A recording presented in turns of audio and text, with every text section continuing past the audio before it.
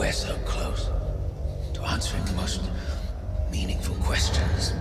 Hello, ladies and gentlemen, boys and girls. I'm here to talk a little bit about a movie I saw last night, and that would be Prometheus. This movie was directed by Ridley Scott, so I was super excited to see it for the last few months. Here's a heads up. This review is a spoiler, so if you have not seen the movie, do not watch this review. It's not a prequel at all. It's an original science fiction movie that sort of trades in the same stock but really focuses on the story. I'm going to start off with the opening credits, the opening prologue to the movie Prometheus. This looks absolutely a lot like certain scenes from 2001 Space Odyssey. Both movies dealt with seeking how we started, what began man, what began everything, and what we're going to evolutionize to be. Both movies tend to look in that direction of science fiction. And this one starts with looking at landscapes, looking at different mountains, different rivers, different waters, while the credits are rolling. Here's what I got from the beginning of it. Not many people understood what was going on. As you see a huge waterfall, you see a huge spaceship in the sky, and then you see what seems to be a god walking to the end of the waterfall. He then looks up at the sky as the spaceship is hovering above him. He then opens up a little jar, takes a drink out of it, falls into the water, and it shows this crazy DNA thing happening while he is disintegrating piece by piece into the water, and then the title pops up, Prometheus.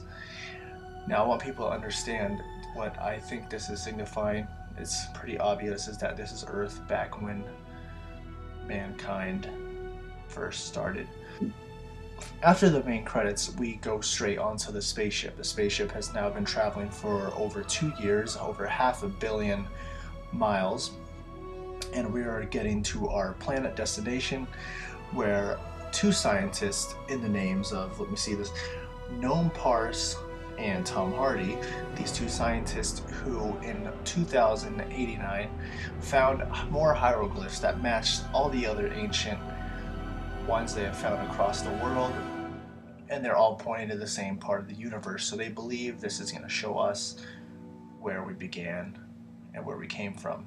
As they arrive, this is a really cool scene as Charlize Theron wakes up from her cage, or whatever she was sleeping in, her sleep pod, gets out and automatically starts doing push-ups, which kind of shows she knew what she was getting herself into, showing her strongness of a character. She obviously is the one with the money on the ship. She claims to be the one in charge. She doesn't want anyone else to be in charge. She wants to have full ride of everything, as she works for Wayland Corporations. Hello, I'm David. Let's talk about David, Michael Fassbender. If you got to see the prologue on him, you know already that he is a robot android that is on the spaceship with them.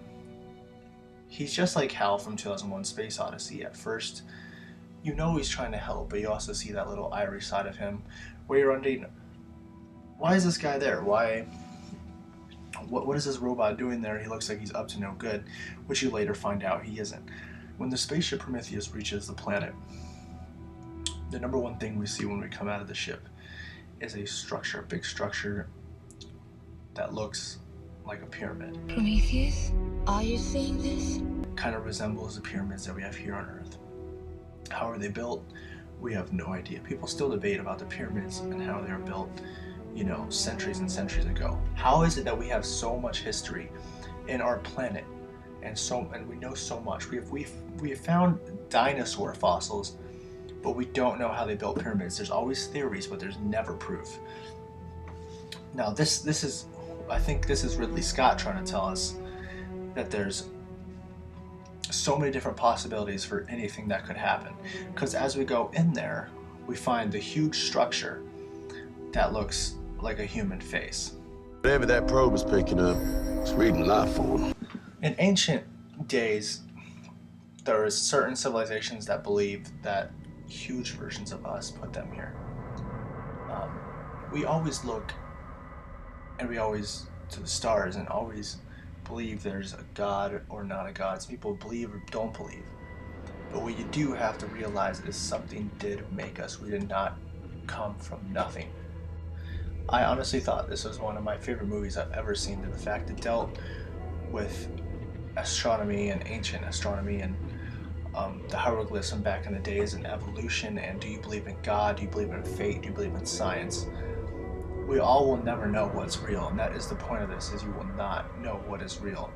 And our reason for us being here is to question what our reason for us being here is. And unfortunately, in this world, we get away from all that. We get away from what the reason it is that we are here, because we're distracted by so many things in front of us. In the ancient days, way back in the days, they weren't distracted by the TVs, they weren't distracted by computers, they weren't distracted by internet and all that different types of stuff. So all they did was look up at the stars and wonder, why are we here?